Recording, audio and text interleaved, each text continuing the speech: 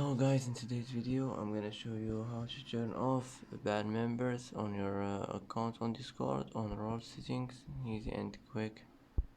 First click here and click settings, and now click roles. Now click here.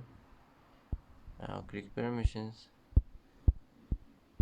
Here as you see you will find bad members. Click on it and it will be turned off, and click save and it will be saved.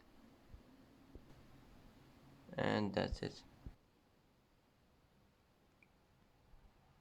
And that's it for today's video. If you like this video, don't forget to like and don't forget to subscribe. I hope this video is helpful for you, and thanks for watching till the end, and see you in the next video.